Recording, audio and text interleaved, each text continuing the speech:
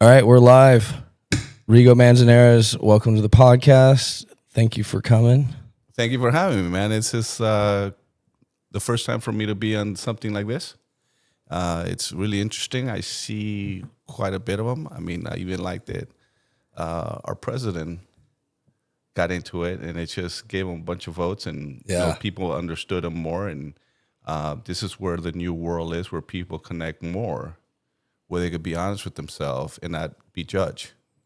So I think it's kind of cool that you have this kind of new gig, and kudos for you. Thank you, man. I appreciate it. Yeah, I think it's pretty cool that this is more or less just a conversation, but it's also allows kind of the world to really see that there's just real people out here, blue collar, hardworking people.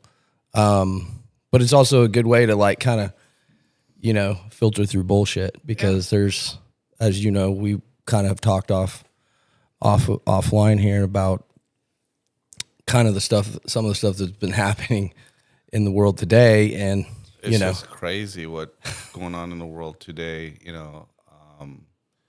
I'll be 65 years old, God willing, on May 1st. And if I had to raise kids now, it would be one of the hardest things for me to do. yeah, I'm very protective of my daughters.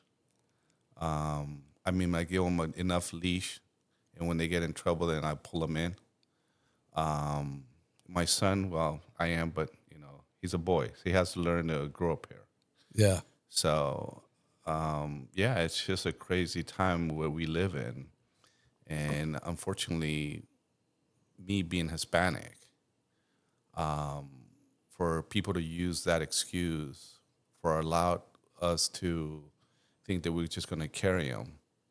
And I came in here the proper way, pay taxes just like you are. yeah, Besides doing this takes a lot of work. And after you've been busting your ass, cutting trees and talking to customers and, say yes, ma'am, no, ma'am, and hopefully you get paid. So, right. it's not like you sit in an office pushing numbers and, doing that kind of shit either. So, I've done that before. yeah. Never And, again. well, it's for some people and some people not, That's right. And but what I'm getting to is that just the tax amount that you have to pay for people that come in and just freeload of this beautiful country that we still have. I don't mind immigrants coming in here. I'm all forward for that. I mean, hell, I'm an immigrant. My whole family is. Yeah, But I would kill and die for this country Yeah. because you come into this country where I come from. A communist country, and people don't understand. But this is the only country in the world that allows you to become something, make your own business, do whatever issue that you want. yeah, So when we grew up, we grew up poor as hell, and there's times that we went to bed hungry. This is what I loved about. where did you grow up at? When we left Cuba, we went to Central America. So you're from Cuba. I didn't know that. Yeah, Who was who was in power at the time? Fidel. No shit. Yeah, so- Pull your mic just a tad bit closer. Yeah. Fidel was, there you go. In power. So Oh wow. it was just crazy. So when we left, we went to Central America, and it was a shithole. We lived in a house that had galvanized steel as a roof. It only had a back of the wall, and it was like an open concept weird thing, like a barn or worse than a barn. And when you get those tropical storms, man, you could hear that yeah. rain like crazy.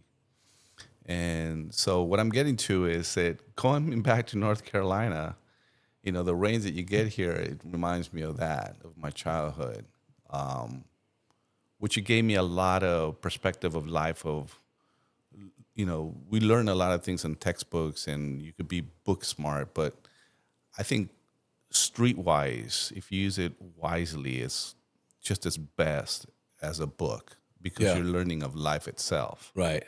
And so that's what that reminded me when we got here, and it's just kind of neat. The thunder rains that we get here and the red clay dirt, and it just brought me back to the childhood.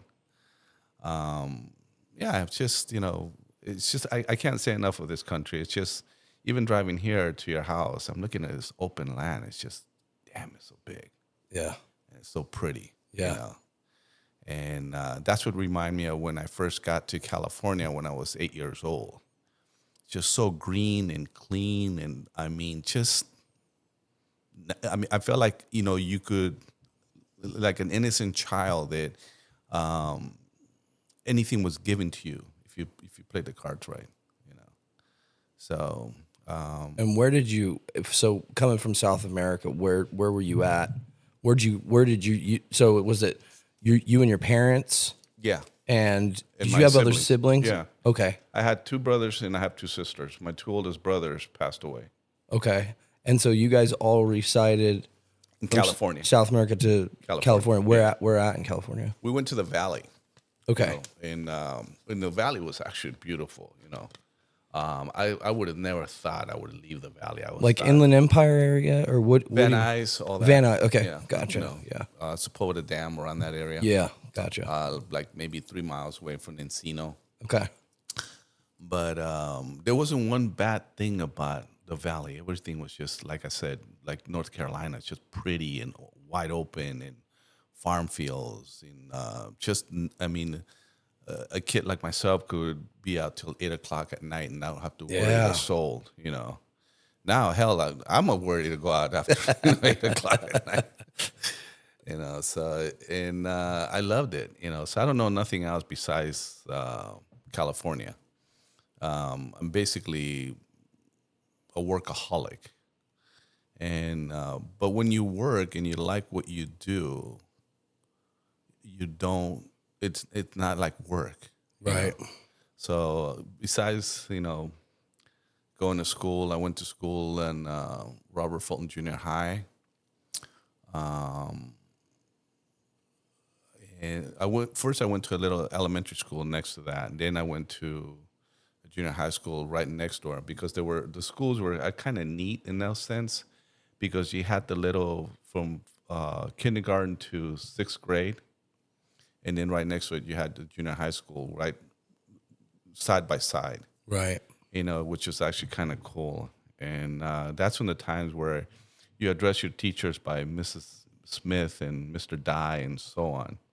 You didn't address your teachers by their first name. I just find that so disrespectful. Yeah.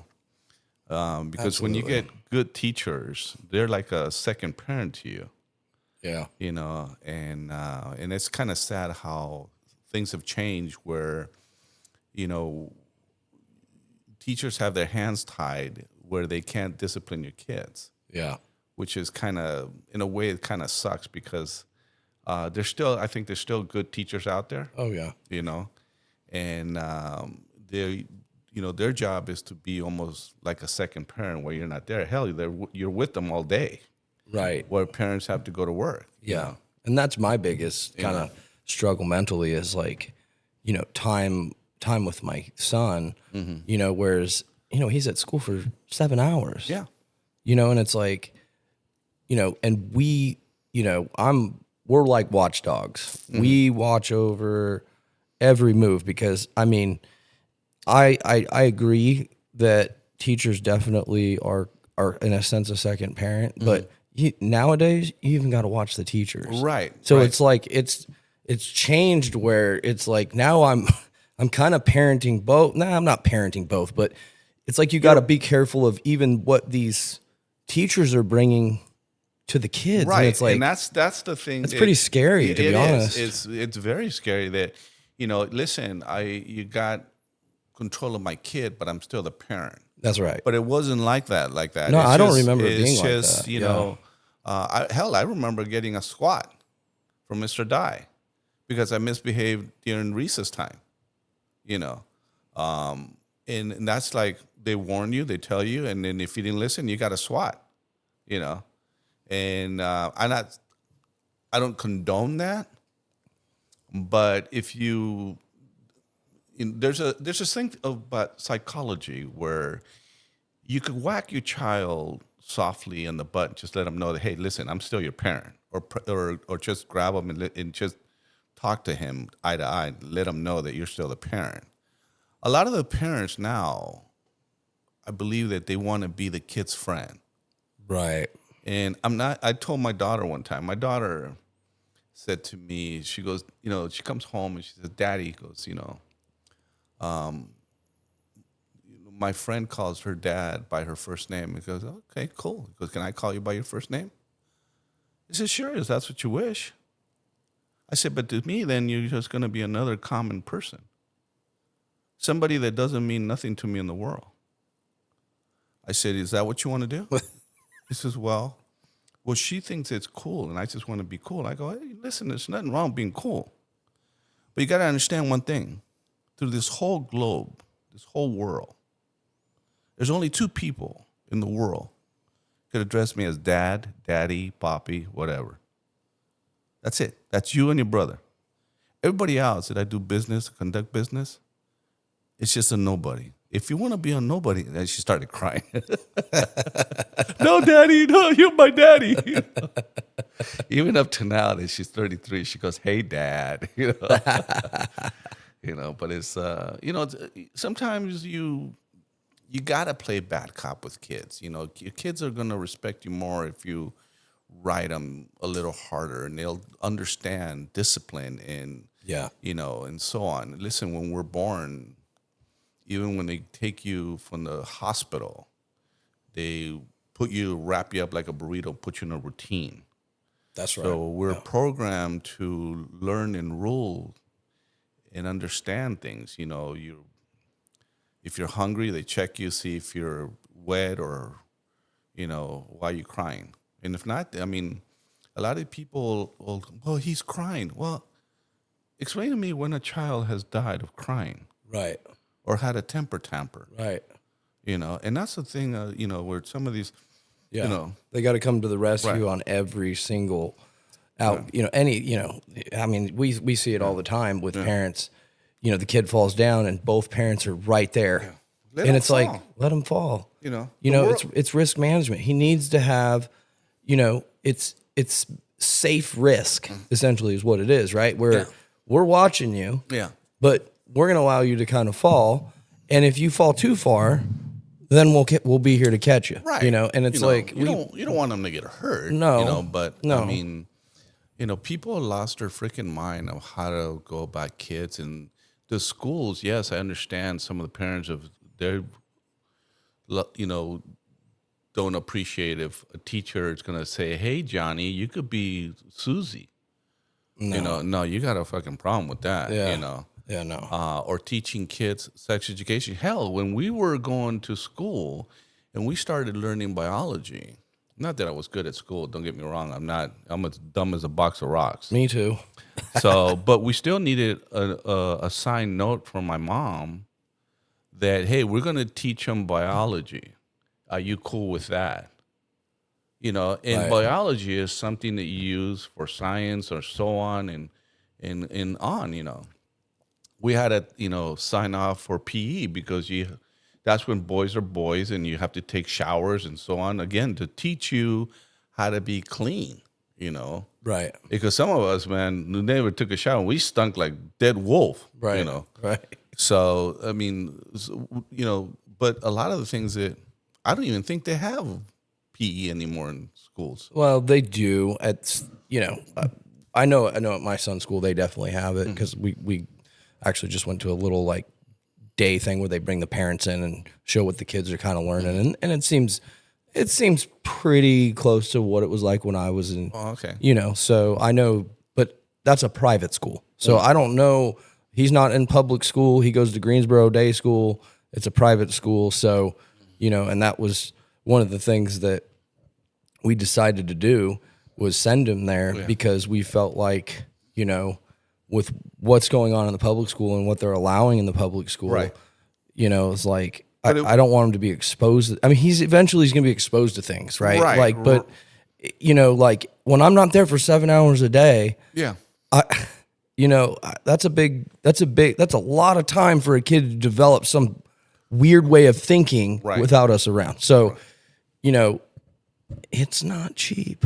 Oh no, But no, you no. know what? I It's a don't give a racket. shit. It's a racket now. It's totally, but I don't like this. That's my option. It's like public school, homeschool, Yeah. or private school. And it's like, public school is a no. Homeschool doesn't work because we have businesses and we have to go to work and Sure. you know what I'm saying? So it's like, we feel like that's the best option for where we're at right now. Right. So And you know what?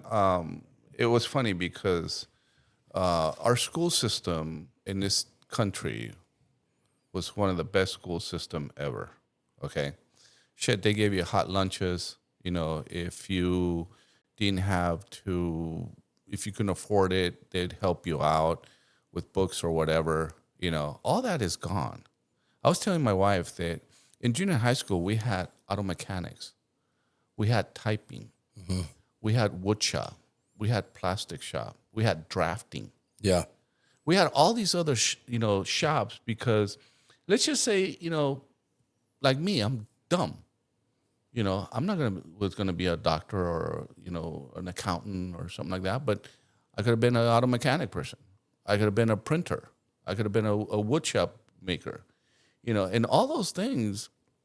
It's kind of sad because it's gone to the wasteland. I don't know if they even have that anymore in some of these schools. Yeah. I mean, I think there's still a lot of that going on for sure. I think just there's a lot of it's watered down. It's not like, I mean, obviously you went to school way earlier than I did, Right. but it wasn't probably You can that tell me I'm much. old.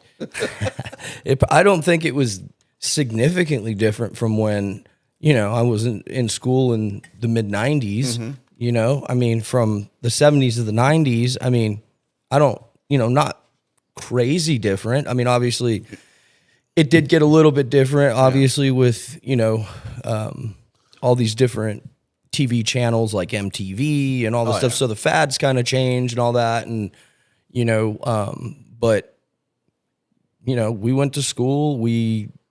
You could shower if you wanted to shower. You could, we had PE, we had history, we had science. Yeah.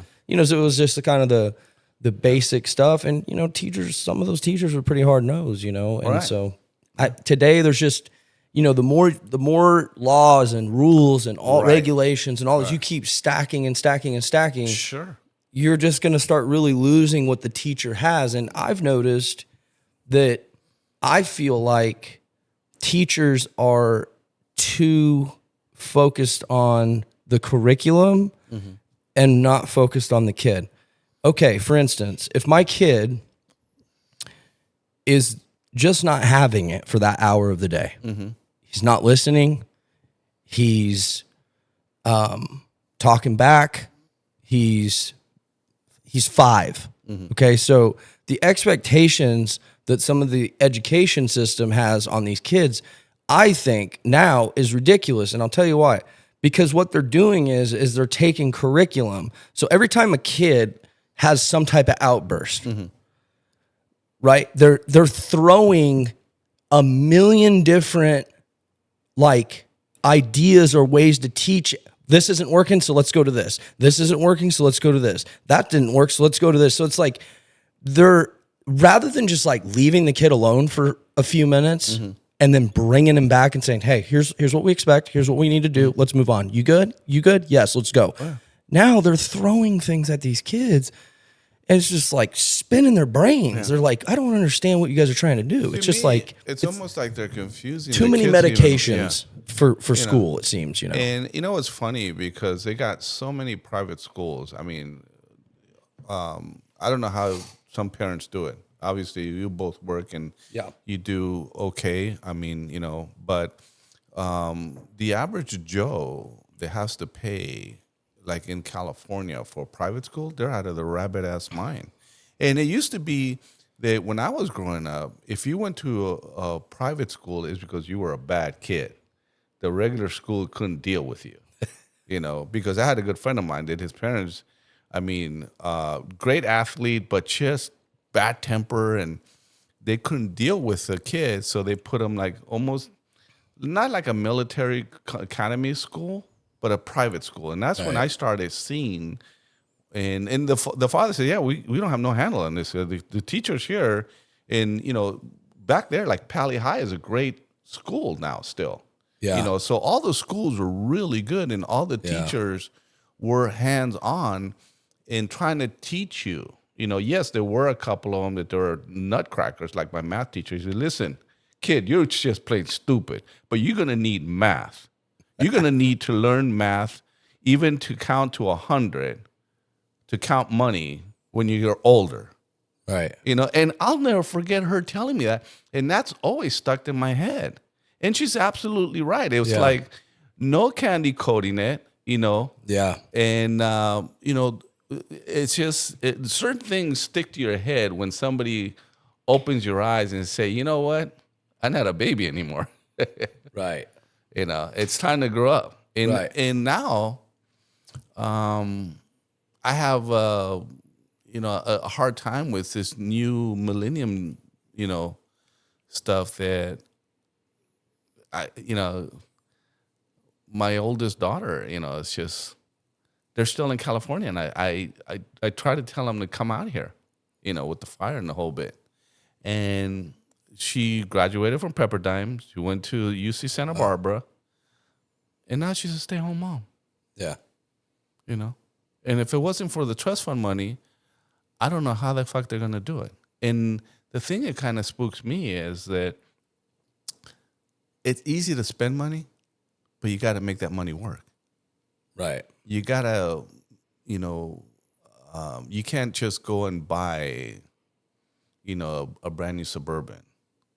You can't go just buy an electric car because you think it's going to help you. Right. You got to be this new generation, including my own, you got to figure out what you want to do. Yeah. I mean, we won't talk about like, how much we make an income and things like that. But I can tell you this, that compared to California and versus here owning a business, we compete with some people or businesses that you would be really surprised at, Yeah. And it's just, obviously it's because of the tax laws, and you have a lot more freedom as far as like, obviously people having problems with insurance. Right. So you have insurance policies are a lot easier to get. They're a hell of a lot cheaper. Everything is much cheaper out here. And, quite frankly, the dollar definitely goes quite a bit longer here, versus out there.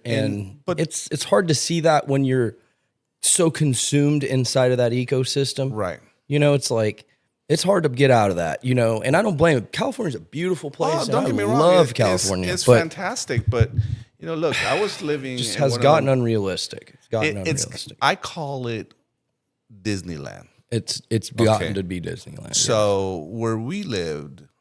And you guys you guys are from Pacific Palisades. Yeah, Pacific Palisades. Yeah. So, there's a God. It's always been taking care of me at the last second.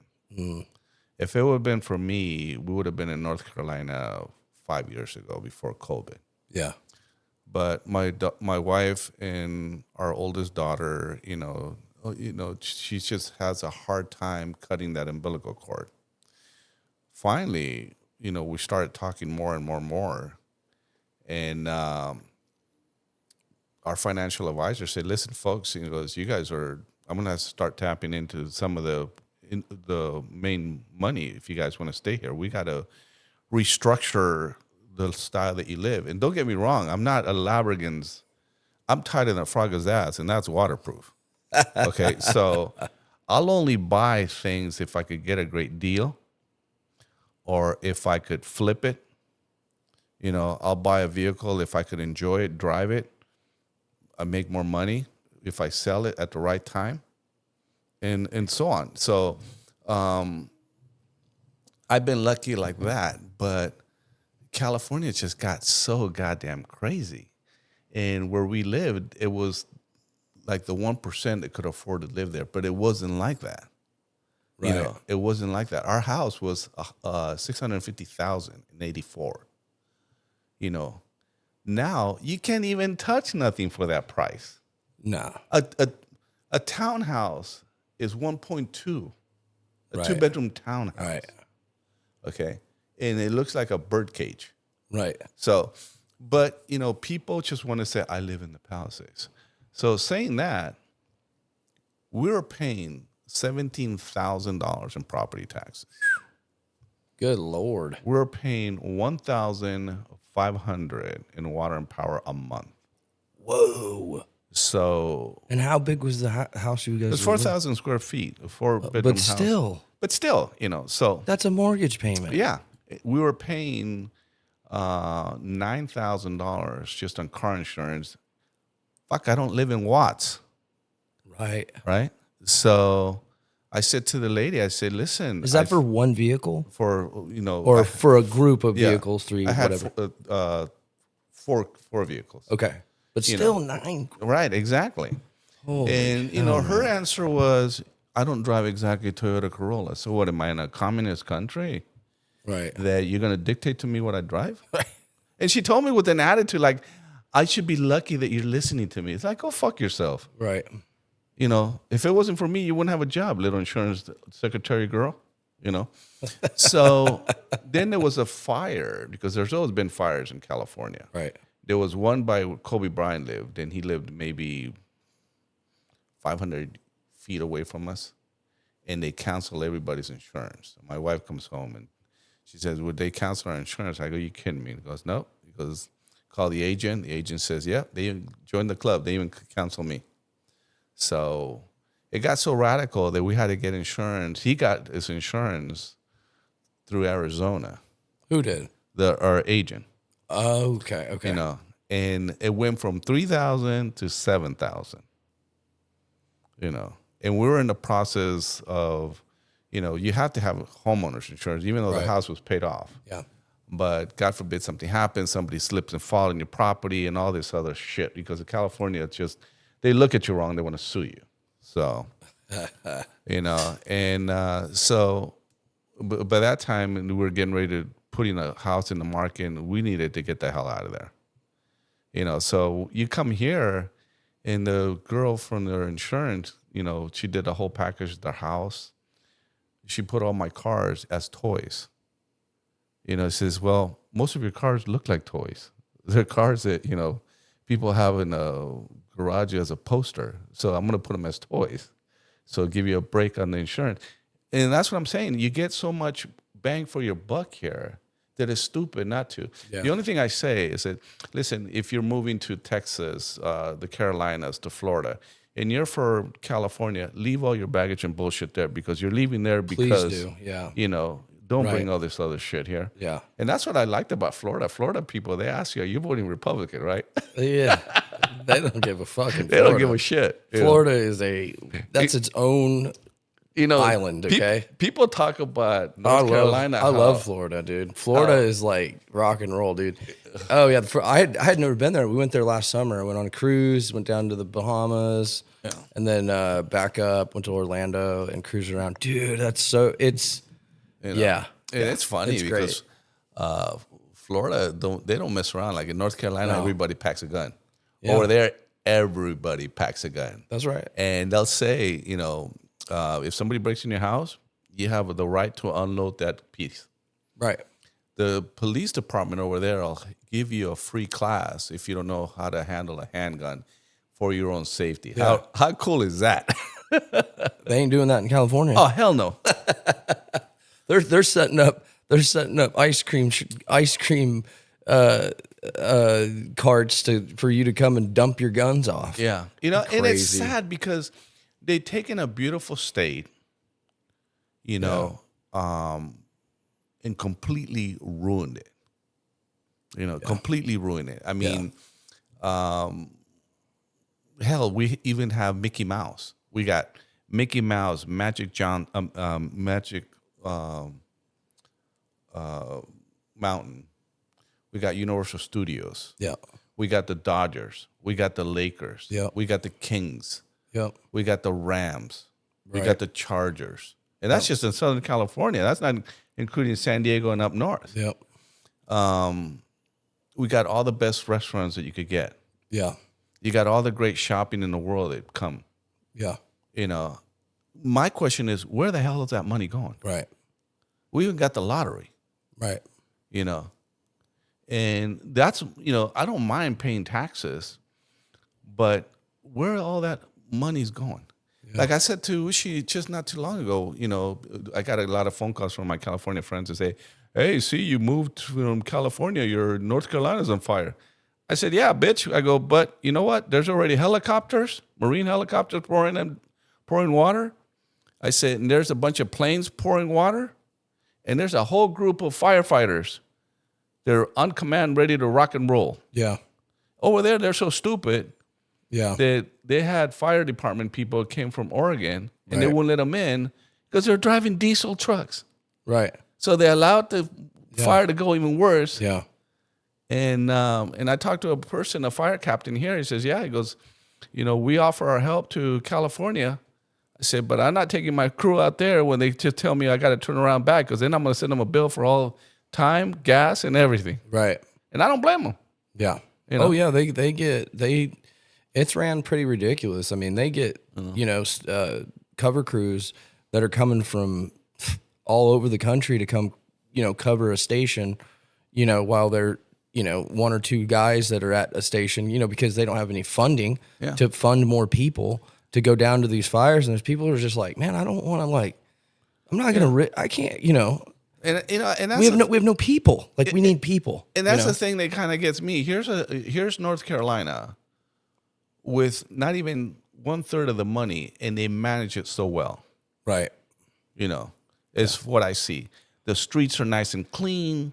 There's no graffiti. There's no homeless. You know, there's no trash. Yeah. There's no potholes. Yeah. You know, I mean, I went down PCH when I would take my sports car out once in a while. Like it was always under construction. Yeah, there's potholes all over the place. Everywhere. You know, I'm driving with buddies of mine on Sunday. We're going to Malibu, to Temescal Canyon and Mulholland to drive the cars and have a good time over there. And there's a bunch of crazy people that go up there and drive their bikes and cars and so on. Yeah. And I caught a red light. And so I got lost from the pack. And so it's 6 o'clock in the morning. I'm just flying through PCH. You know, I had that Z06 at, 85 miles going down, And all of a sudden I get some stumbling, dumb, crazy, homeless, naked girl pops out of nowhere at a PCH. I had to lock the brakes on that thing.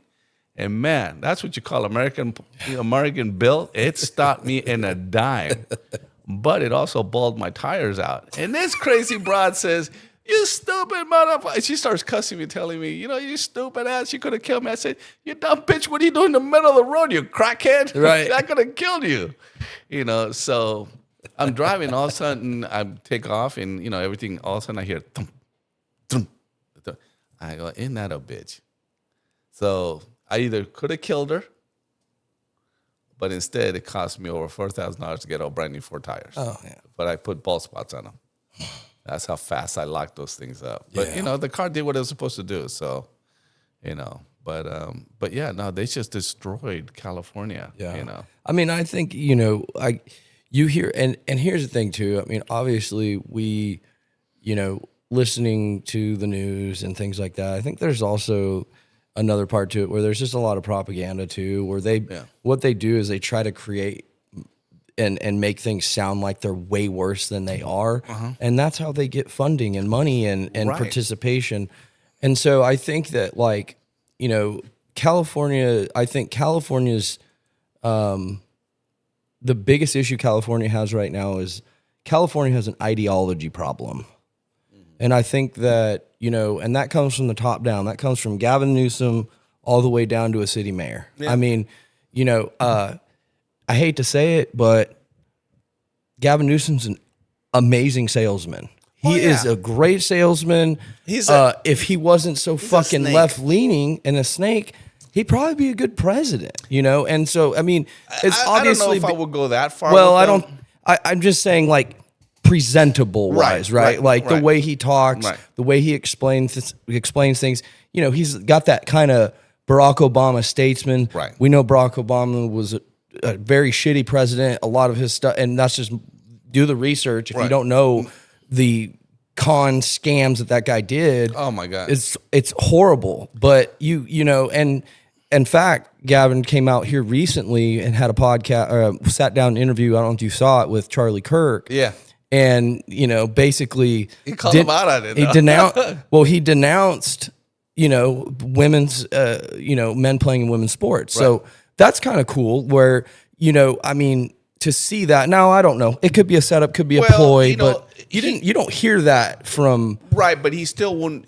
He called it. I don't unfair. trust him. Don't get me wrong. Well, the thing is that, okay, if you're gonna do it, have some balls and do it. Right. Okay, and don't say, well, you know, the transgender is unfair. You know what?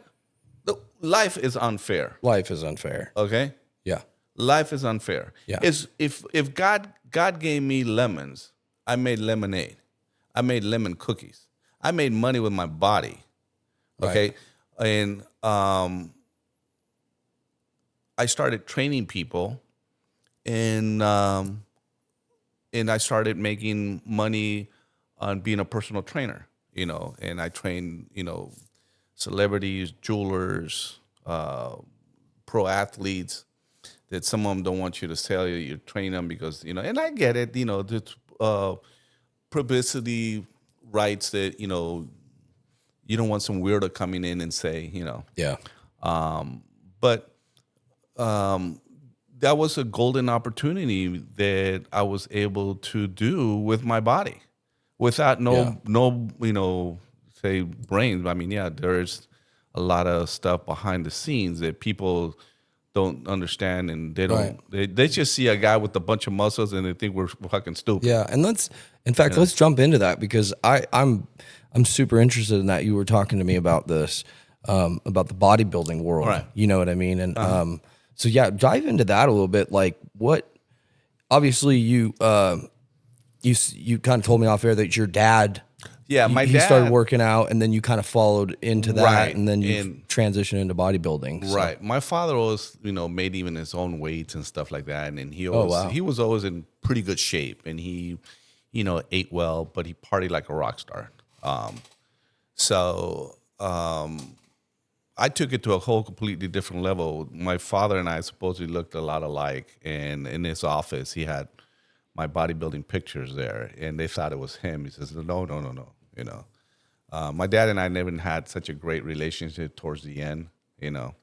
And he goes, no. He goes, that's my California son. You know, he's, you know, Mr. Venice Beach, Mr. LA, Mr. California, Night of the Champions, you know. He gets paid to guest pose and stuff like that, you know. But a lot of that stuff, you know, I owed some to him, but the greatest role model that I had was Arnold. Arnold, in all those guys, you know, you could say about whatever you want to say, but none of those guys have an ego, man. You would be there and you would say, you mind if I work out? No, go ahead, you know. And it's not like, no, I'm here, you know, training, you know. I mean, they were super cool. And to the point where even Arnold helped me get ready for my contest, you know. He would always like to come and fuck with me and say, you're still too fat. You know, grab me, pinch me by the waist or something. And but one of the things that I loved about his honesty, he'd tell you if you are or aren't, or you're ready or not, or you know, and stuff like that. So that's one thing that I loved about bodybuilding because it's a lifestyle, and if you do it right. You stay away from the doctor. You know, I mean, at 65, I don't take any medication or anything like that. That's great. I don't have high blood pressure. And there's a lot of stuff that you could take that is natural for like cholesterol, because I tried to have, my cholesterol was up a little bit and they gave me some stuff. Man, I thought my joints and everything was going to fall apart. And then I started reading through all the bag of tricks that I had. And as simple as red rice. You know, you take that every day and it lowers your cholesterol. So it's one of the first pills that what they is made. it? Red East Rice. Red East rice. Okay. And, I have heard of it, but and that'll help you lower your cholesterol a lot. okay. You know, I do a concoction pretty much every morning, at least 4 times a week. And what I do, I get a jar of water, and I put a tablespoon of chia seeds and let it ferment overnight. And when I come back from the gym, I take 2 lemons and squeeze the lemons in, and take a tablespoon of Metamucil. And what that does, again, it also lowers your cholesterol, your blood pressure. It also cleans all your colon and everything else, because we're so concerned of how big are my pecs, how big are my arms, but internally we're rotten from all the crap that we eat in the previous. Right. So I always believe that try to stay clean, outside and inside, and and it's just gonna give you a longer longevity of life. Yeah, and you look great, by the way, for your age, man. You look really good. And part of the bodybuilding thing too is, it disciplines you of how you eat. Yeah. And the older you get, you'll understand more of your body, because your body will pull you, and it'll tell you when it's hungry. It's not like when I was competing and I was on the juice, and that stuff is awesome.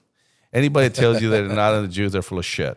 Okay. Oh yeah. So how was that being around those guys in the gym? Like, what was like the workout routines? Like, was it pretty intense? Like, yeah, it was pretty intense. Bigger, it was like the bigger, faster, stronger. Was it kind of like Dorian Yates, where you guys were basically burning out on on workouts, or like how'd that look? You got to the point where you both, whoever you're with, you're competitive, or you're squatting or you're benching.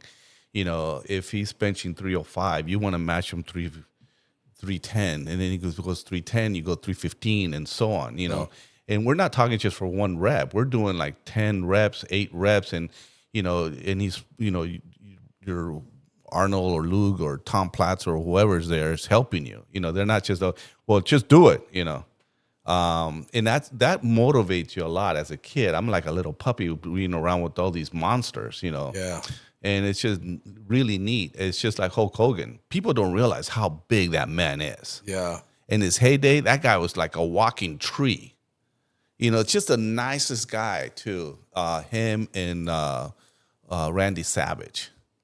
Wow. They came in there and worked out. Yeah, they came to Gold's Gym. The Gold's Gym in Venice. Yeah, back then it was like the place to be. Yeah.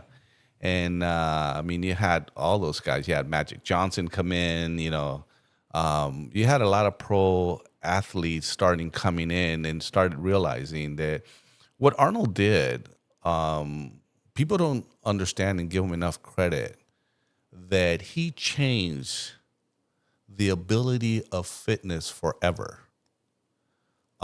Before, it was just bodybuilders or weightlifters, or however you want to address them, is lifting weights.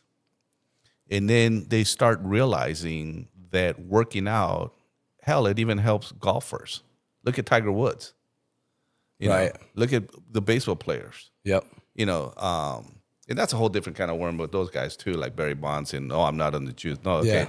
Okay. So, okay. You're cranking them 450 fucking feet out of the out of the stadium. In his defense, But that's the thing, right? Like, and I'm not against steroids. No. I'm actually a proponent of responsible use. Mm-hmm. I don't take any steroids. Mm-hmm. I am going to get on TRT here at some point. I do take enclomiphene as a testosterone booster, and I do peptides, protein, the normal regimen. But, obviously there's just been an absolute misconception of steroids for many years. Right. And, it's like, this stuff is to enhance people's abilities, right? And so along comes with responsibility, such as, and discipline, dieting, exercise. These are all great things for you, right? Sleep, so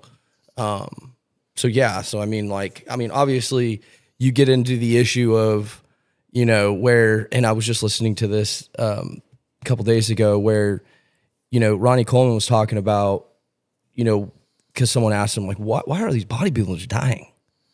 And he said diuretics. Mm-hmm. He says, it's killing these guys. it's blood pressure medication, essentially, is what it is. And they're dosing themselves to suck all the water out of their bodies, and their hearts are failing.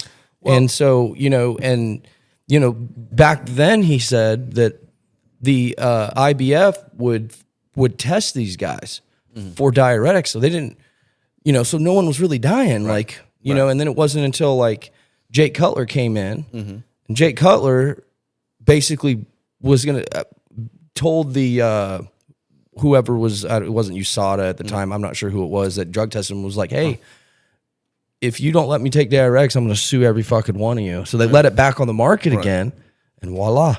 Yeah. You see what we have going on. But again, there's a lot of other things that, drug abuse, mental health, all these kinds of things. Listen, I'd be a lying hypocrite if I didn't say that, you get in that rabbit hole. Yeah. And you love looking like Luke Ferrigno. Yeah. You love, it's as a male, we're born with testosterone.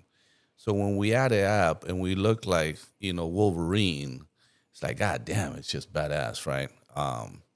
So I got, that's the only thing that I did when I was younger, because I didn't even start drinking until I was 40. I've never done any other drug. I don't know what it's like getting stoned or doing cocaine or any of that kind of crazy stuff.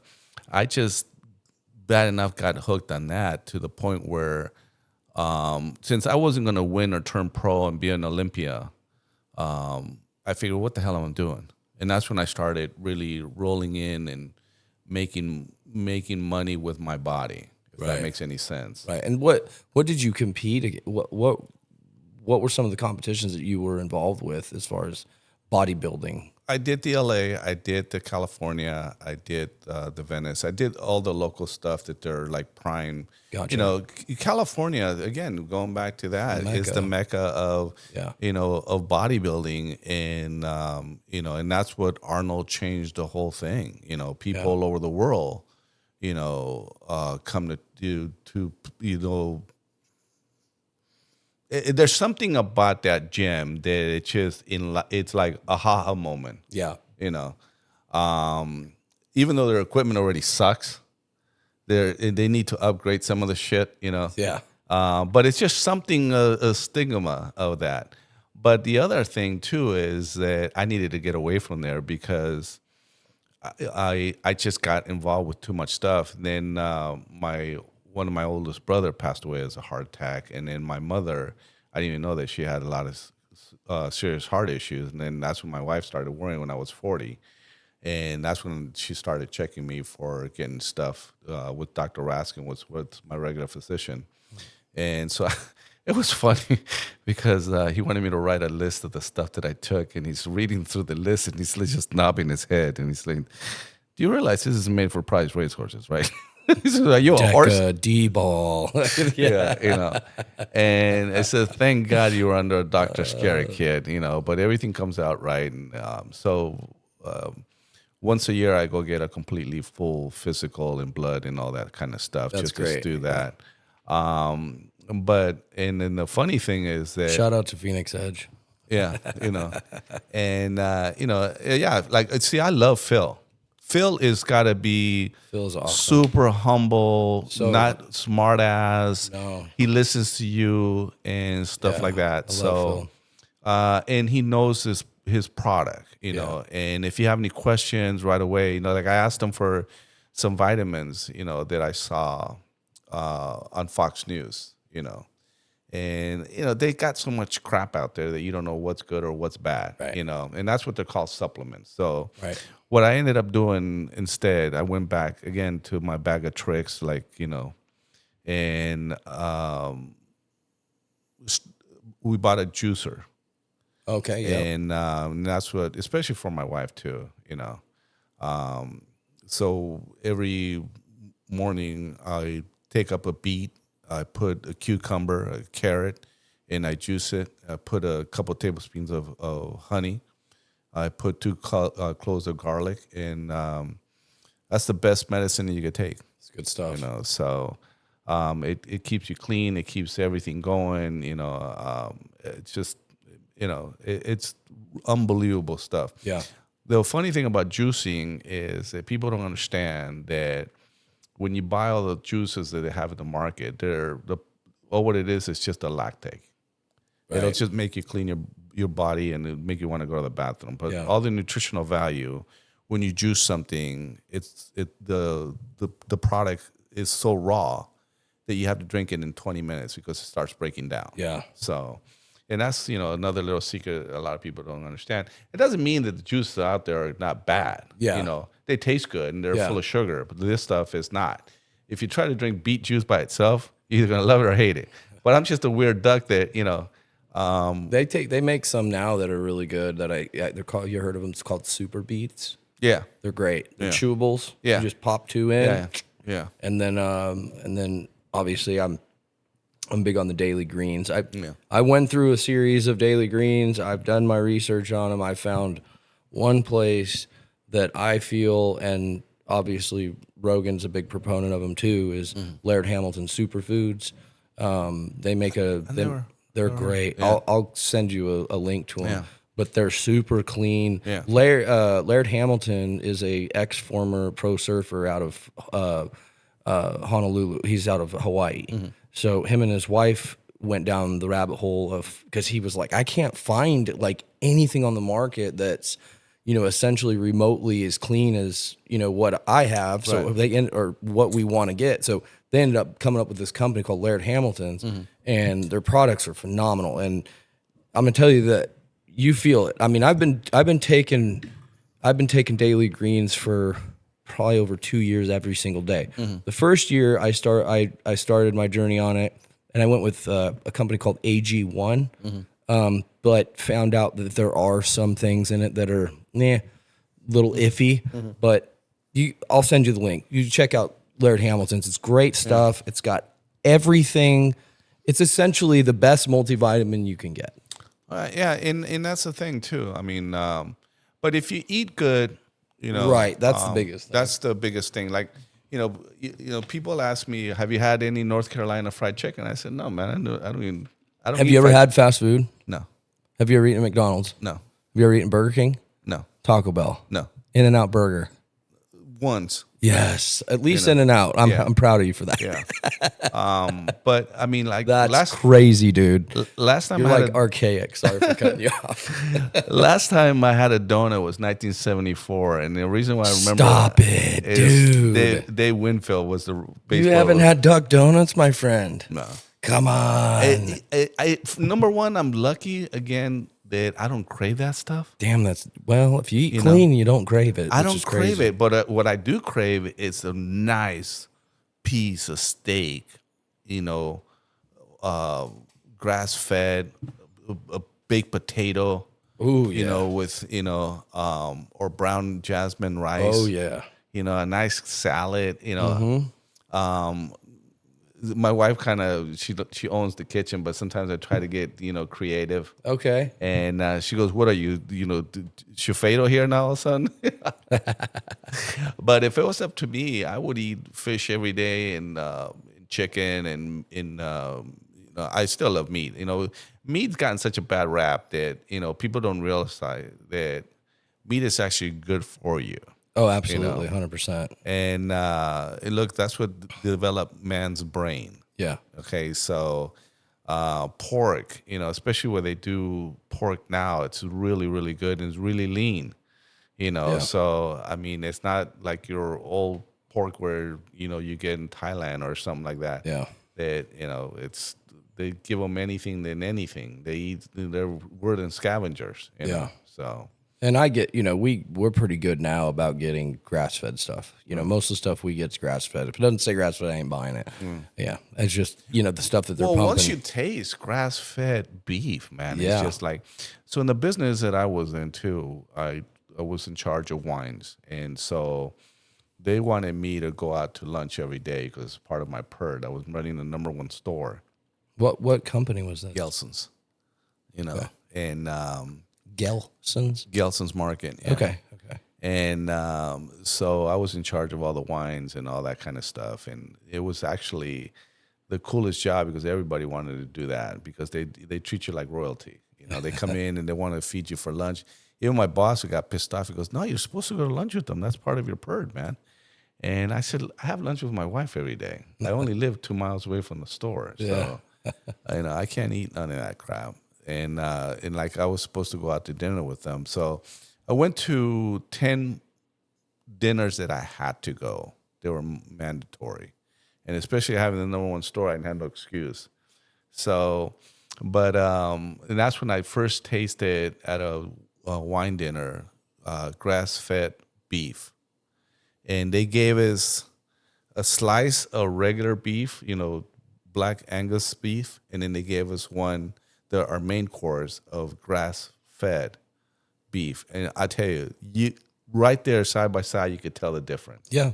And that's what's kind of educational too. When I learned something about that. My company sent me to school to study about wines and become basically a sommelier. And they got different levels of that crap. And Okay. and then it becomes how more can I kick my ass? How foofy I could be. Right. Because there's so many great bottles of wine, especially from California. It's just unbelievable. Again, it's the mecca of winemaking. Yeah. Napa Valley. So Robert Mondavi was one of the founders of winemaking. And he built a facility at UC Davis so everybody in the world could come and learn how to make California wine. And I tell you, it's the coolest thing because it's one of the pieces that that you can't get a bad bottle of wine in California. And I'm definitely not a wine snob. I like all wines. And being in that business and being in those classes that you take that teaches you that, you got to go through shit wine, Blue Lightning to Opus One, Yeah. And so, but the theory is when you're selling wine, you can't be a wine snob. There's a wine for everybody. Right. So that's where you come in and try to educate people and see what they like. Right. Liquor is liquor. Vodka is vodka. Beer is beer. The only one that's really screwy is sake. That is one screwed up thing, man, because it's the most expensive thing to make because you have to have all three licenses. You have to have a liquor license, a beer license, and a wine license. It's a pain in the ass. And sake to me is either you like it or you hate it. Right. I just had to tolerate it. I gotcha. And it gets expensive, But with wine, it's just I find wine. The older I got, it's like I call it liquid art because every painting is different. And like my wife and I love paintings, and we've been lucky to collect some beautiful paintings. There's one in our kitchen breakfast area that we got, and she got it at Temesco Canyon. And she paid maybe like, I don't know, I want to say $3,000-$4,000 for a painting. Okay. But it's really unique, So we stumbled in Rodeo in an art gallery, and we bought some paintings there, and we saw one of this guy's paintings there. And so we asked him, hey, where is this guy? He says, oh, no, he doesn't paint, We're lucky we have these. These are replicas that he comes in and retouches them. Right. So he said he paints nothing only for the Bellagio, the Wynn, and big dick shit like that. Now, Oh, wow. So kudos for him, But what's interesting that when you're looking at a painting, you're relaxing and enjoying it, you could find all kinds of little details that people miss, And Yeah. it's really, really interesting to look at a beautiful painting or a scenery or, Yeah. That's my wife to a T. She's an artist. She graduated from Ringling College down in Florida, got her bachelor's degree in interior designing, art major. And now she's a tattoo artist. And I was just going to say, she can see things like, right. and draw like, I don't possess that skill. Yeah. So when you can visualize something and put it on paper, whether it's painting or a tattoo, amazing. I have a lot of respect for it because it's I don't possess that skill. So I'm a stick figure guy. But it's pretty cool. I love paintings. I'm a big art fan. Yeah. Like I love Indian art, Native American art. That's kind of my Yeah. favorite art. I like all kinds of. Neat I respect stuff, it, yeah.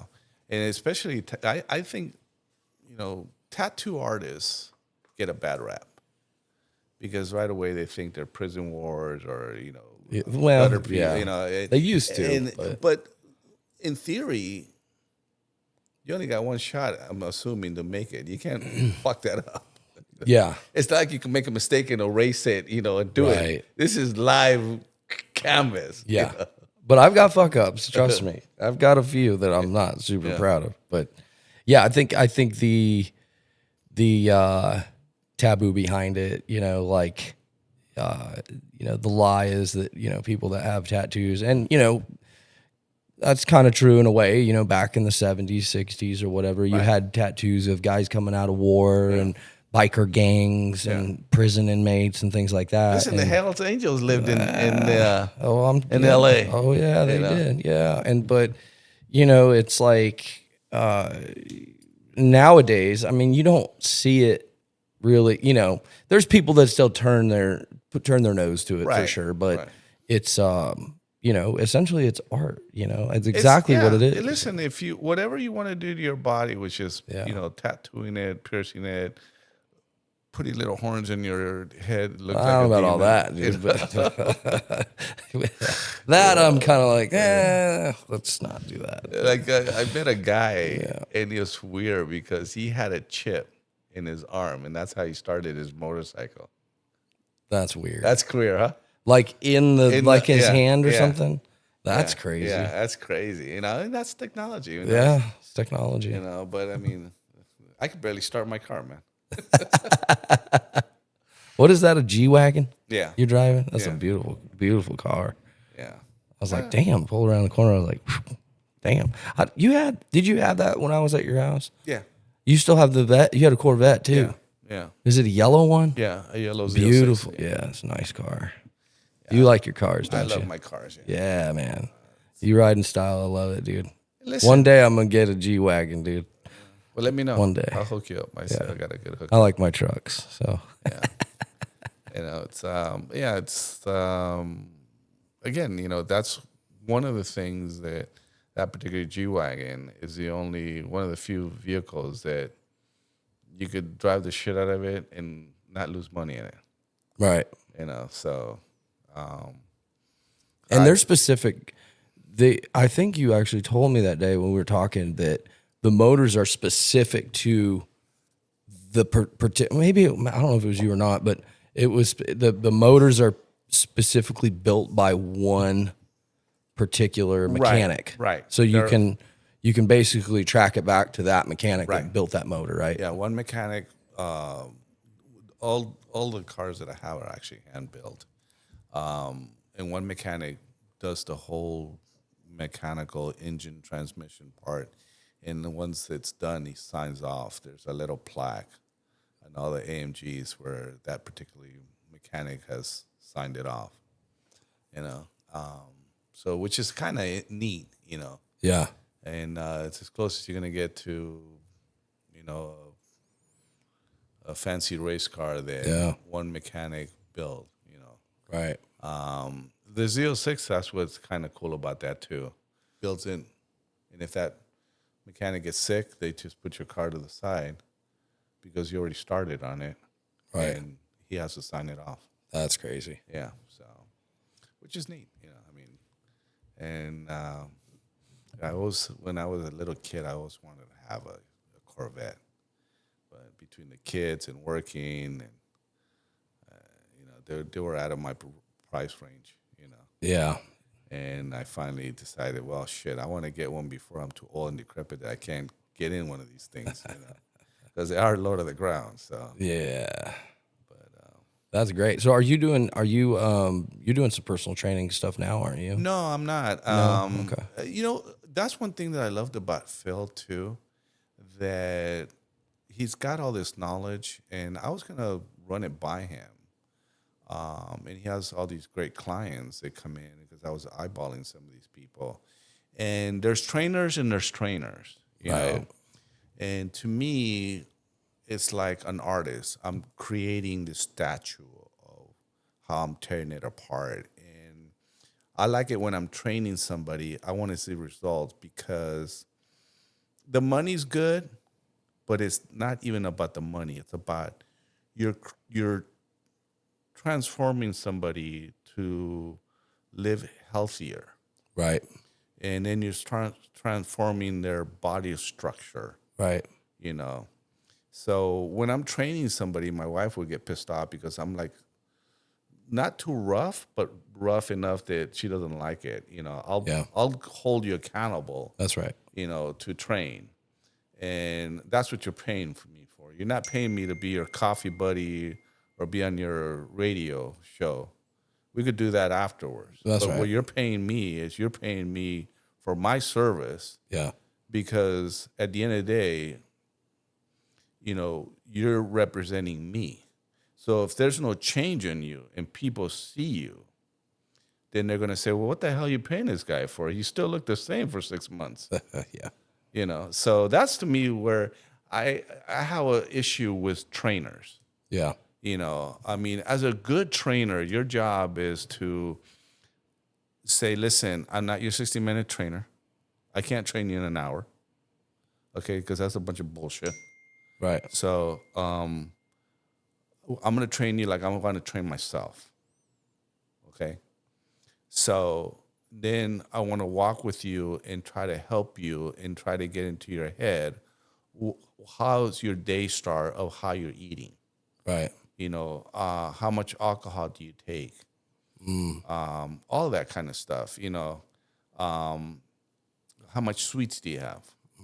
How many potato chips you had? I had a girl that, I mean, I'm guilty of that. That's one of my kryptonites, potato chips and my wife, you know. So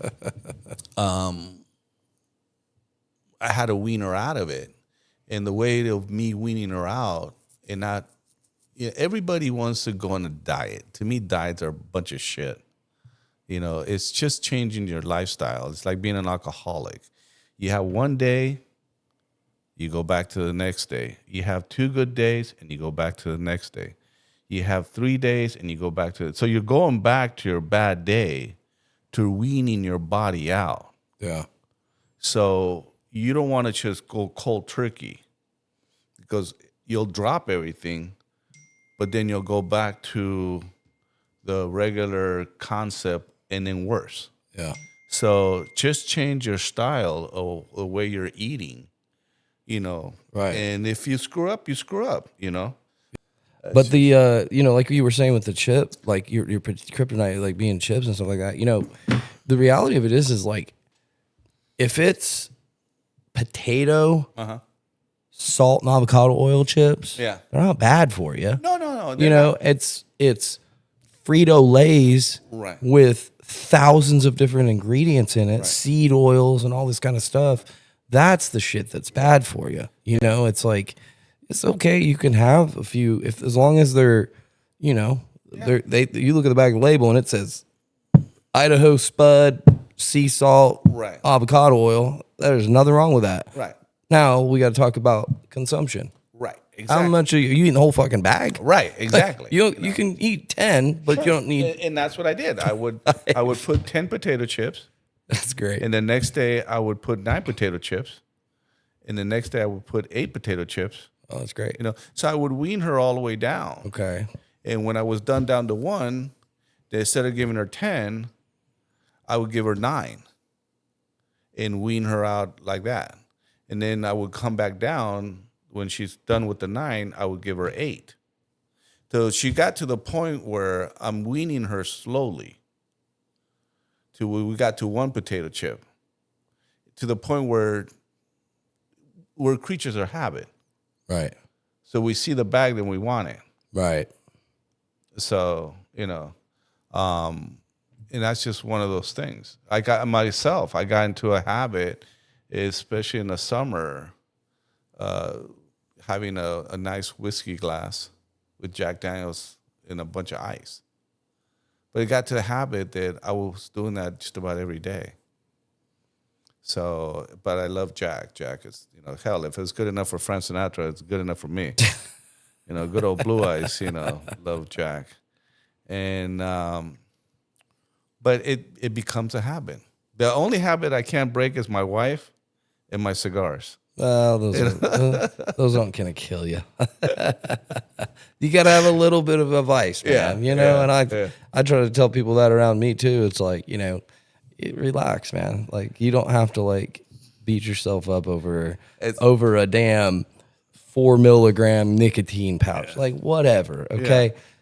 As long as you're not smoking fucking crack every day, you know what I mean? Like, it's okay. It's, you're not gonna, but I think that's you're right about the diets though. Yeah. The biggest scams in the world where they think you got to drop every fucking thing right now. Yeah. And this is the way that you have to do it. Right.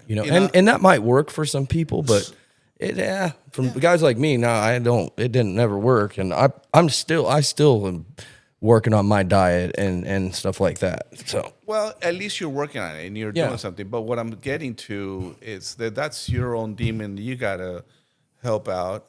If we were probably a training partner, I would be right on your ass and you'd probably get more motivated. You were like the fact that, shit, if this old buzzer could do this and I'm, old enough to be his son and I can't keep up with him, well, there's something wrong with this picture. There's plenty of room for me to correct it. Yeah. So that's the other good thing about being at my age and being at this stature right now too. Yeah. And not be egotistic about it either. Yeah.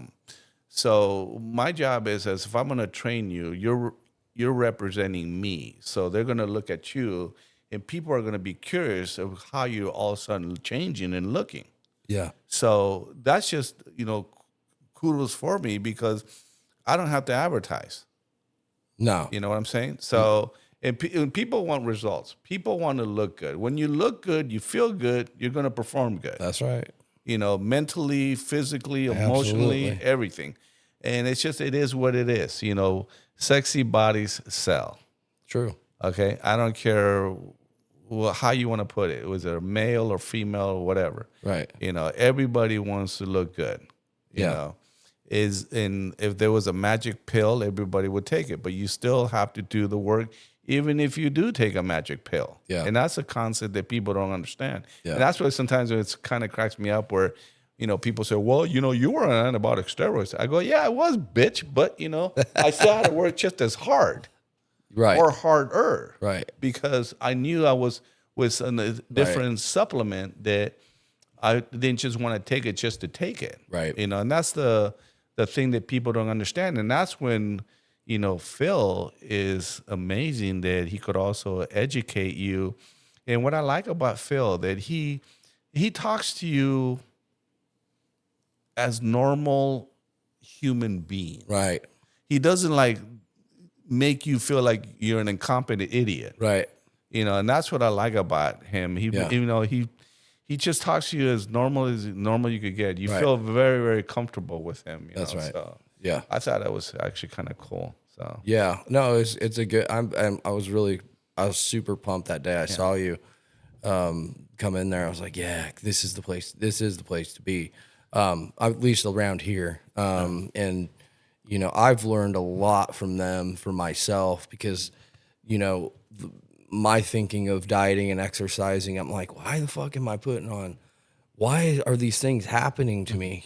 So it was like, we went in, we looked at blood work and, we started changing things and it wasn't immediate. It's been, slowly but steady. We're working towards, I'm not 18. I don't have a 6-pack and pecs like I used to, and I could eat whatever and all this kind of stuff. It's like, shit's changed, man. And so, but we're gonna get back to that. This year, we're working really hard, and again, it takes time. It's not, this stuff doesn't happen overnight. No, like I tell people, Rome wasn't built in a day. No.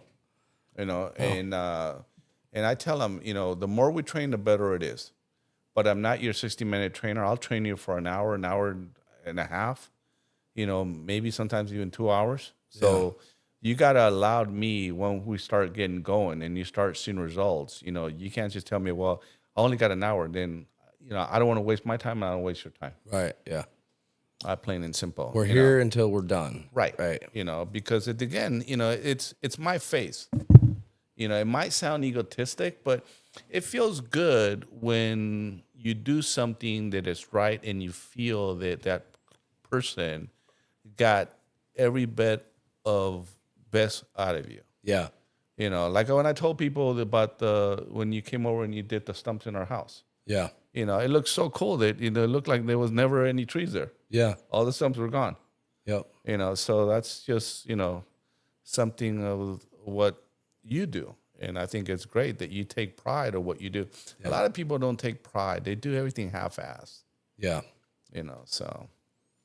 Yeah. We stay busy just based on, you know, trying to do good work, you know. I mean, Yeah. you know, we build relationships. I mean, obviously I worked for you for, you know, I worked, what, a couple of years? It's been a couple of years Yeah. since I did something for you, but, you know, that's how we became friends. And, you know, that's kind of my philosophy behind business is, you know, creating the relationship with people, like, you know, and be honest to yourself, Yeah. you know. And sometimes it's not, you know, sometimes it's straight business. Right. And right. I'm not out looking for friendships, but No, listen, I'm always there for the option. You know? So, Right. of course. And with your schedule and your time, you know, Yeah. you barely have time for your family. Yeah. Nonetheless, Right. having some guys, well, you don't call me no more. No, or, you know, yeah. It's like, look, man, if you want to, Right. you want a pet, go get yourself a stuffed animal. You Right. know? There's that old. You don't call me no more. Yeah. Yeah. I go, I didn't know we were sleeping together. Yeah. Well, you know, I mean, it's just you grow up, you have more different responsibilities, and then you know we're busy as hell, man. And No, so I don't know how I don't know how this new young generation does it, to be honest with you. And it's just crazy. Like the couple that lives below me, they have 2 little ankle biters. And man, I constantly see that garage going up and down. She's going in and out with one or another. And it's like, fuck, are all these people going all this up and down, you know? It's because you're not used to it anymore. You've become a true North Carolinian, man. You have it all the time, the day, retired, chilling, you know. So yeah, no, I can see how. Somebody said to me, you know, what do you do now that you retire? I go, you know what? Honestly, this is the first time in my life that I never had to work. I've always had 2 jobs. And I said, you know, and I love to work, you know. But it's just kind of interesting that, you know, I enjoy my time and I enjoy spending time with my wife. And, you know, we do a lot of things together. And, so he says, so your biggest problem is what supercar you're going to drive? Or what cigar you're going to clip? Or what bottle of wine you're going to open? I go, you know what? I never thought about that way, but I think you're pretty much right. Yeah. Or what, you know, what day you're going to work out or how, you know, No, that's pretty cool. I mean, but you know what, man, the reality is you earned it, you deserve it. And, you know, I mean, that's where you're at. And I think it's great. That's awesome. I mean, you know, I think about one day things being just a little bit more simpler, but you know what? I'm putting in some work so that things that, you know, later on things can be a little more simpler. Exactly. And that's okay. Yeah. But I love my lifestyle. I am a fast-paced person. At least I think I am out here. You're still young. Being from California and being out here, Right. you know, it's like, this is slow, brother. Yeah, this is like, you know, that's one thing this is like, I feel like I'm doing 100 around people because it's, right. they're just you know? like, yeah, I'll be there at 2. Exactly. And I'm my like, pool was supposed to be done last summer. You know, and I'm saying to myself, fuck this. And they're this cool. Like, yeah, we'll get it. This is a $300,000 project. I would figure the quicker you get it done, the quicker I pay you. You know, that's my 2 Lamborghinis in that hole. You know, right. You know, Right. but and on his defense, they're really nice. You know, and he's saved me a ton of money on That's that good. project. You know. But you're right. You know, there's some certain things that they just charge you up the ass. Like my nephew works for Evergreen, big land company, you know, in California. And he did like Disneyland Adventures, a lot of the big hotels. Okay. Las Vegas, you know, he did palm trees that they come down like if you're in an island, they come down like this and they go up with some weird, you know, just, I mean, he just does some crazy ass shit. So I was talking to him, you know, because my wife's busting his balls and say, hey, I need you to come out here and do my landscaping. These guys are raking me, you know.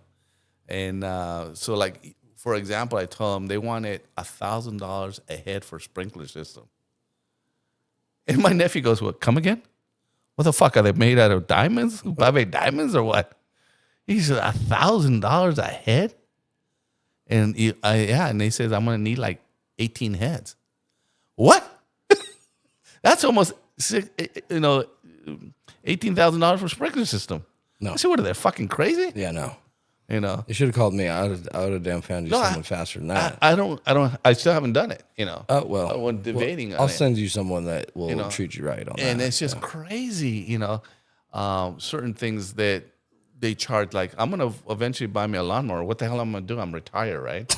So I got to learn how to drive one. I got to go manual shit now, you know. In my life, I got manicure hands. You know? would love it. It's great. Be out there showing your pecs, you know, rolling in the zero turn, dude. Yeah. So, Yeah, hell yeah, man. you know, it's just, you know, like in California, the property that we had, the gardener would come twice a week. Just those guys will make a killing here. Oh, I think it was like $300 a month or something like that. Yeah. And, you know, we had like 400 white rose bushes. Wow. You know, I mean, it looked like a English garden. My wife likes flowers and, you know, the yearly ones, and everything had to be manicured. So on Wednesday, they come in and cut the lawn and do, you know, the regular kind of heavy duty work. And then on Saturday, they come in and do all the little, you know, manicure, touching, or whatever it needed to do, or clean out part of the hillside, because you have to clean it all out for the fire department. And at the end of the day, we always drink a little bit of tequila with them, you know. So they loved it, you know. But, you know, they still got a lot of good, hardworking people over there that I also feel bad that they don't get the recognition, you know. Yeah. And I told them, I go, man, you guys got to come out here, man. You know, I know. You don't have to charge extremely prices. Cost of living is cheap. And here's two Californians here Yeah. that have both lived in California, that understand California and now live in North Carolina. I tell people about out here, and I'm kind of like, I'm about tired of telling them, and I'm just going to tell people about it anymore because you're just missing out. No, And, you know, it's just funny because they stereotype, you know, North Carolina. It's just like that. They stereotype California. You know, California people, they think, oh, yeah, you're just a bunch of dumb surfers eating burgers, you know. And, you know, but that's somewhat, you know, and somebody told me, well, in the Carolina, do they have house on stills? I said, no, bitch, they got beautiful homes that look just like Brentwood Park, you know. And Brentwood Park, a lot is $6 million. Just a lot. Yeah. You know. And so they think that you're living in a shack, drinking moonshine, chewing tobacco, and playing a banjo. Well, that's partially true. But yeah, but I mean, look, it's growing, and there's a lot of beautiful neighborhoods around here. Can you believe how much, you know, and like, it's just communities are going up out in that area? It's you know, crazy, man. Just where we live, here, your community is how old? It's not that old. 3 years old. Yeah, it's you guys live in a really nice area out there. You know, that same house in California would cost me $8 million. Easy. You know. Yeah. And with the pool, forget about it. You know. I mean, you know, so, but they don't understand it. You know, and I try to tell them certain things. Even when it snowed here, shit, they're so equipped. I even tell my wife that. I show her those things. Now look how equipped these people are. Yeah. They got, you know, the trucks with the salt ready to go for the next day. It snows, boom, they clean it right up. Yeah. You know, it's amazing. Not that I want to drive any of my cars through that shit and the salt, you know. Yeah. Right away I wash them down anyways, you know. Right, yeah. But it's what I like, the efficiency of that they have, because they don't have California money. You know what I'm saying? Yeah. And that's one part that, you know, it just cracks me up, you know, that why can't they be that efficient? Yeah. You know, Gavin Newsom, this dumbass, decides to make a statue of himself and puts it in City Hall. Crazy. You know, $100,000 for a statue of him. Are you that egotistic, man? Yeah, that's crazy, right? You know, I don't even want a statue of myself. No, that's the way. I mean, hey, you know, some of these guys, it's a different world, man. And they destroyed it. You know, they freaking destroyed it. You know, and it's just, that's the sad thing about it. So, Yeah, I'm right with you. Where I just tell, I'm tired of telling these people that, Get the fuck out of there, yeah, man. Like, and it's not because I'm saying that, I'm literally saying like if you're talking about quality of life, man, right. like No, there are quality other of life. options in this world that literally like you could, and I'm not saying North Carolina specifically, fine, don't come here.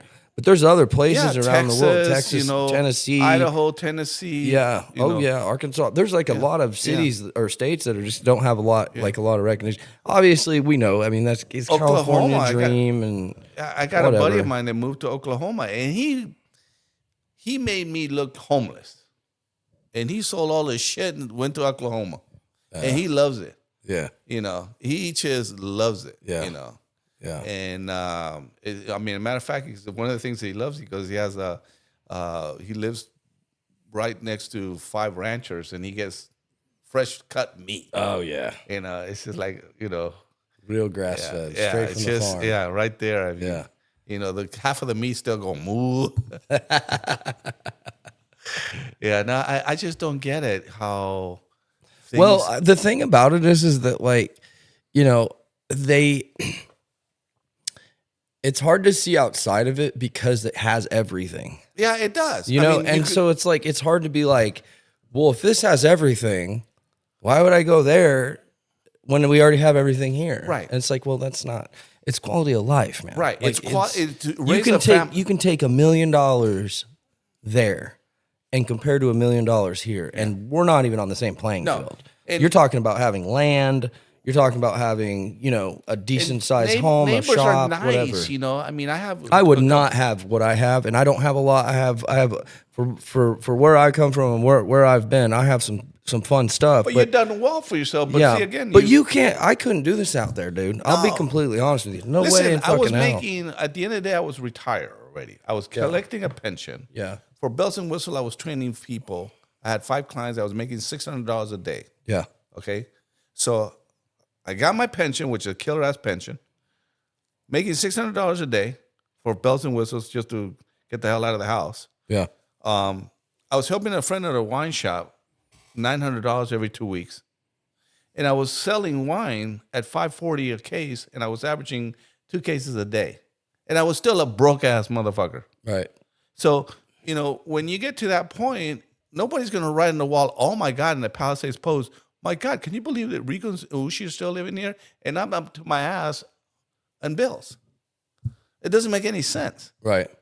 So, I mean, it doesn't take that much rocket scientists to figure out, but some people just love to say they live there. Yeah. To me, California has become like when you're a chick and you're dating a human, a dude that's a womanizer, a gambler, a drunk, every bad quality you could have. And you're just love the way he touches you. And, oh, baby, I'll change. And he'll come home one day and he'll take you out to a nice dinner. That he doesn't know how he's going to pay for it. He'll bring you some flowers and he'll hang around the house and treat you like a queen and brainwash for 3 days. And then he's back to the same shit. Yeah. So California weather is like that. You know how many... The funny thing about people says, well, I love the weather and the palm trees. I said, well, let me ask you something. How's that working out for you? Yeah. Yeah. How's that working out? 'Cause it's yeah. If the richest man in the world got the fuck out of California, that tells you something. Right. And the guy that lived, my neighbor. Even In-N-Out Burger moved their headquarters. Did you see that? No, I didn't know that. They moved their headquarters to Nashville. Yeah, see? They're gone. I got a partner of mine. Well, not a partner of mine. I got 2 really dear good friends of mine. And, last time I talked to him, I said, listen, he goes, just because we don't talk all the time, that doesn't mean that we don't love you as a brother. He says, if you ever need anything, you're a phone call away. I said, man, I appreciate that. I love that. Likewise, And, you're retired. We're still working, motherfucker. One of them is from Louisiana, nice Persian guy. And he owns 4 ERs, and he's the head of 2 doctor hospitals. Plus, he has other side business that he owns.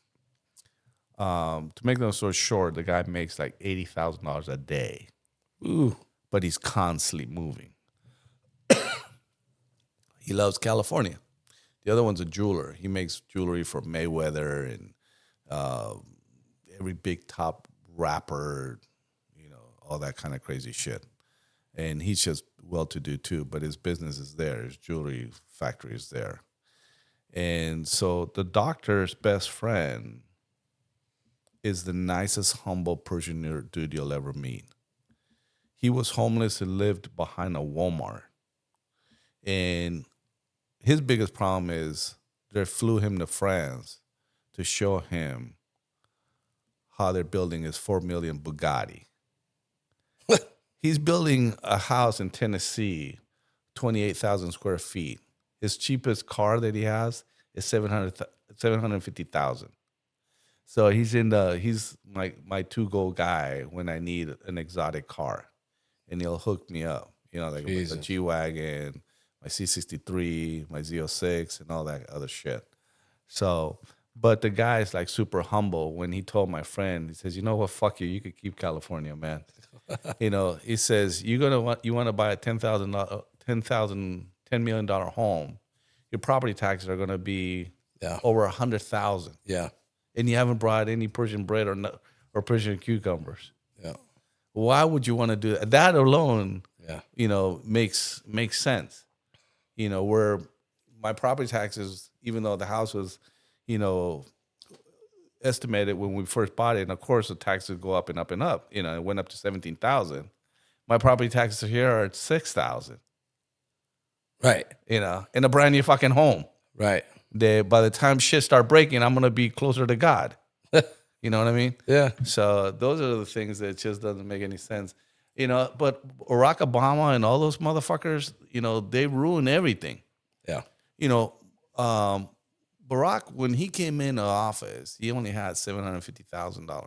Right. He's worth millions. Yeah. He has a house in the Hamptons. Yeah. He has a house in Martha's Vineyard. Martha's Vineyard. Has a house in Hawaii. He has a house in Santa Barbara, which, Santa Barbara makes the Palisades look dirt cheap. Right. So, and that's big money right there. Yeah. So all that money that they robbed, Mm-hmm. I'm just kind of curious what's going to happen with him and Michelle. I think Michelle or Michael, however you want to address her, a lot of people think it's a dude. It's funny with this Peep Daddy shit. Yeah. Obama got Peep Daddy out of jail when he was a senator. So really, yeah. Who are you talking? Wait, who are you talking about? Peep Daddy, the rapper. P. Diddy. P. Diddy, yeah. Yeah. What about him? Obama got him out of jail a couple times when he was a senator. So my biggest theory is when all that shit pops out, because there's a lot of people under that black book. Oh yeah. Yeah, there's some shit that's coming out. I would love to be a fly in that room. Oh man. Yeah, there's there's Justin Bieber, and supposedly he made LeBron James his bitch. That's what I heard.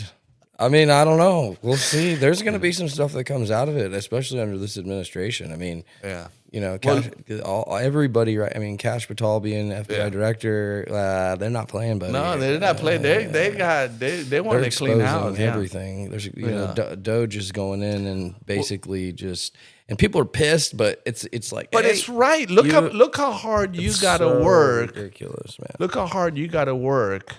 Yeah, and how much taxes you got to pay to provide for your family. Yeah, shrink the government. I don't give a shit. Okay. I will take care of my house. And then you still got your hobby here that what we're doing right now. Yeah. Hopefully this will pay off someday. Nah. But, it keeps you interesting, and you never know. You never know when the lady luck. So yeah, you don't. But what I'm saying, it's almost close to 9. I don't know what time your next appointment is tomorrow morning.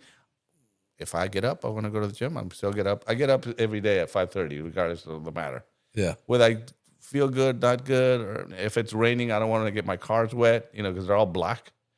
I say, nah, screw it. I'm saying it. Right. But with you, I mean, you're still young. You still got to go to work. You still got to provide. You still got to bring bread to the house. That's right. You got a little child that, he doesn't know nothing. He just knows how to play with his Lego toys. And you got it. You nailed it. And mommy and daddy, So, But it's cool because, I want him to see that, obviously. I want to, right, we want to right. be a good representation of that. And Yeah. because my parents worked, both my parents were hard workers. And, that's where I got it from was, my dad was he worked for the government. My mom worked for the government, and she's worked all over hospitals and all kinds of stuff. So, like they instilled in us, like, no Right. matter what, like you may not be the smartest motherfucker in the room, but you can be the hardest motherfucker. Right, in the world. exactly. So, Look, like I said, I had hard work beats talent, but yeah. I mean, when hard work and talent's together, that's a whole nother demon. But I mean, it's just I always say this, and I was saying this to my guys today. I was like, I think the only thing that I can honestly tell you is that I'm a hard worker. That's Right, it. and that and that goes a lot. Yeah. A lot. Oh yeah, because I You mean, know. hard work. I mean, what it does is that it sends you down a road to learn more. Right. So And you're always learning. the psychology is that hard work ends up paying off because you end up learning something new. Sure. Stuff you maybe that or even this.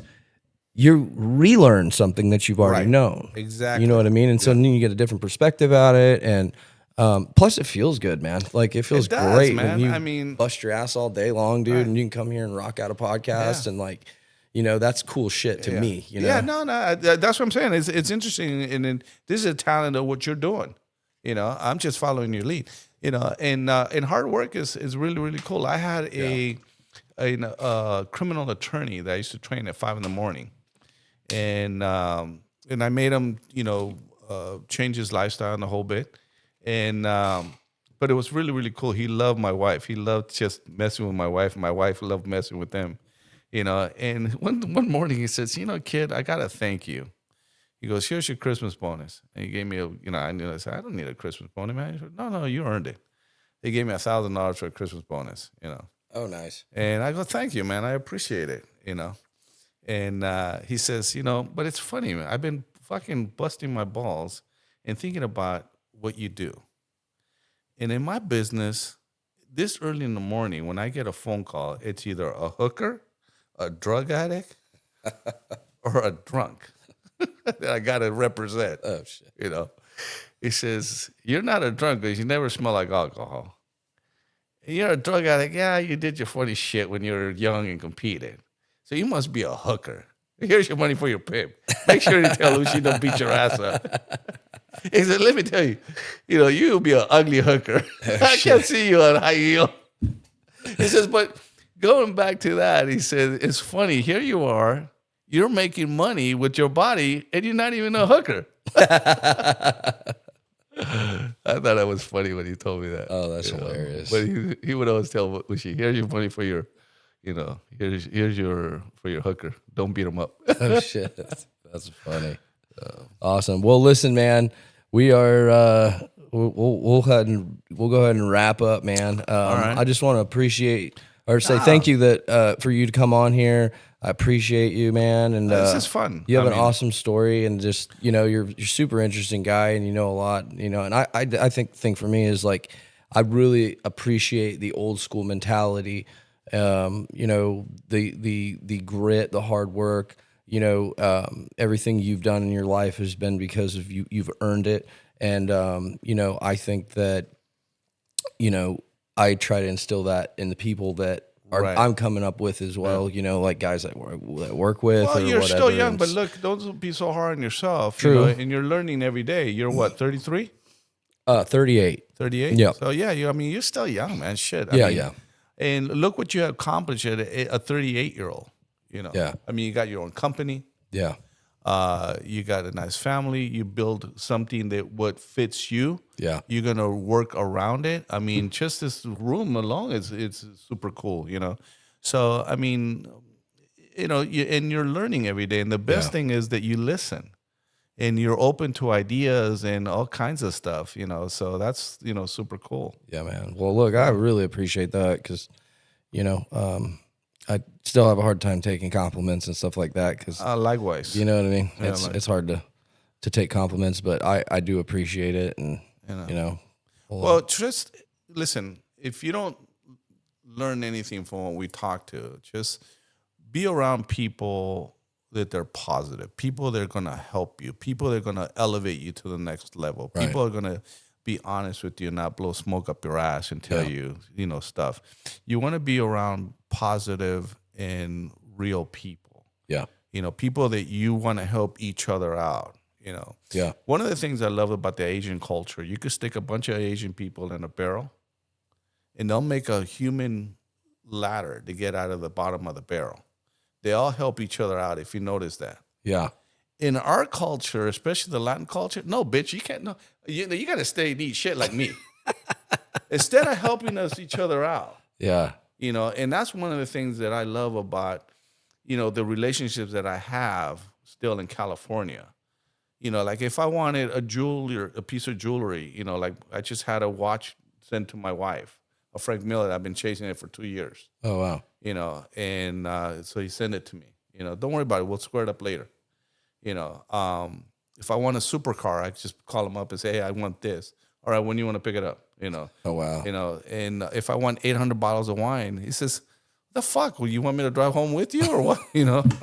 So, those things like that, and those are relationships that I build that we take care of each other. Yeah. And we're honest with each other. Yeah.